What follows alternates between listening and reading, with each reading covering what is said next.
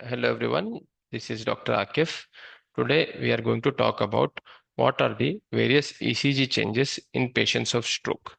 So many of times we come across patients in our clinical rounds where a referral is given to a cardiologist in view of the ECG changes in patients of either hemorrhagic stroke or ischemic stroke.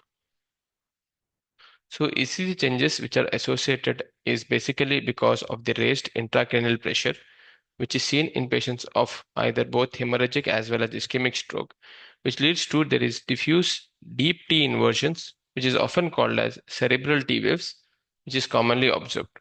Also, there is prolonged QT interval may be present in patients of ischemic or hemorrhagic stroke. Often a part of Cushing reflex is another thing is bradycardia, which can indicate actually that there is an impending brainstem herniation. So additional ECG findings which may occur is either ST segment elevation or depression can occur, which can resemble myocardial ischemia or acute pericarditis. So always you have to correlate clinically. So not only on basis of only ST elevations in the ECG, also we have to correlate clinically whether there is any symptoms of cardiology or cardiac manifestation is there or not. Then only we should do the workup for cardiac patients. So also there is prominent U waves with increased amplitude can be seen and various arrhythmias. Most common is sinus tachycardia, junctional arrhythmias, premature ventricular contraction, and atrial fibrillations is commonly seen.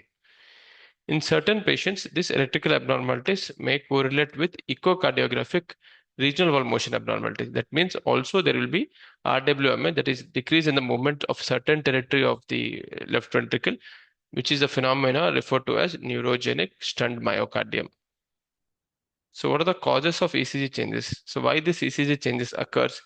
Most common cause is subarachnoid hemorrhage, which leads to sudden rise in intracranial pressure, which leads to catecholamine, that is increased adrenaline surge.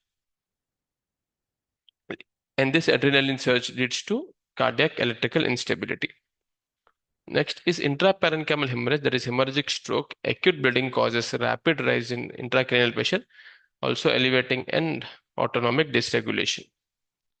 Massive ischemic stroke with cerebral edema can again increase the intracranial pressure and triggers the sympathetic overactivity. So ultimately, everything is related to the overactivity of the sympathetic system. Similarly, traumatic brain injury and cerebral metastasis can cause that. So commonly you can see this type of picture. There you can see is deep T inversions in patients and is also called as the cerebral T waves,